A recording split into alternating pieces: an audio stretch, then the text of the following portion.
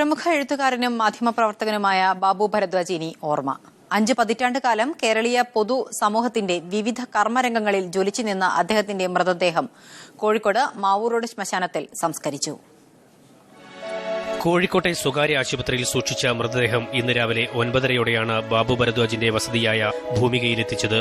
കണ്ടും കേട്ടും വായിച്ചും ബാബു ഭരദ്വാജിനെ അടുത്തറിഞ്ഞ നിരവധി പേരാണ് അദ്ദേഹത്തിന് അന്ത്യാഞ്ജലി അർപ്പിക്കാനെത്തിയത്. വിപ്ലവപാതയിലും പ്രവാസത്തിന്റെ ദുരിതങ്ങളിലും മാധ്യമമേഖലയിലെ പല ഘട്ടങ്ങളിലും ഒപ്പം സഞ്ചരിച്ചവർ യാത്രാമൊഴി നൽകാനെത്തിയവരിലുണ്ടായിരുന്നു. മലയാളി ഇത്രമാത്രം തിരിച്ചറിഞ്ഞ പ്രവാസത്തിന്റെ എല്ലാ വേദനകളും ഒരുപോലെ ഇത്രമാത്രം പകർത്തിവെച്ച മറ്റൊരു എഴുത്തുകാരനില്ല. മറ്റുള്ളവരെ മാറി ചിന്തിക്കാൻ പ്രേരിപ്പിക്കുന്ന കാര്യത്തിൽ ബാബുവേട്ടന്റെ പ്രസൻസ് വളരെ പ്രാധാന്യം. മാധ്യമം ദിനപത്രത്തിന് വേണ്ടി എഡിറ്റർ ഒ അബ്ദുറഹ്മാനും മീഡിയ വണ്ണിന് വേണ്ടി സിഇഒ അബ്ദുൾ മജീദും റീത്ത് സമർപ്പിച്ചു. അനുഭവ സമ്പത്തിന്റെ കരുത്ത് ഭാഷയിൽ സന്നിവേശിപ്പിച്ച എഴുത്തുകാരനായിരുന്നു ബാബു ഭരദ്വാജ് എന്ന് ഇരുവരും അനുസ്മരിച്ചു.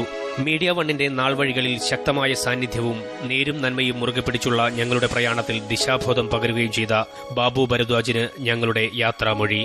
Team media one.